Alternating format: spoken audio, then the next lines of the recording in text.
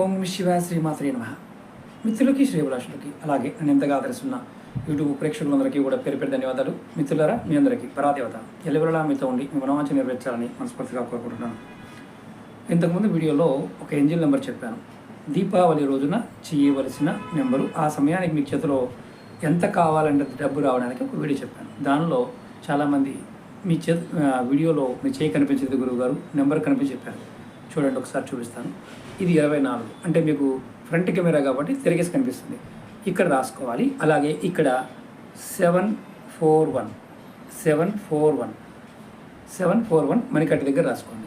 ఈ రెండు రాయడం వల్ల మీకు దీపావళి వచ్చే సమయానికి డబ్బులు వస్తాయి. మీకు అనుకోవాలి మనసులో, నాకు ధనం వస్తుంది, నాకు డబ్బు కావాల్సిన డబ్బు వస్తుంది.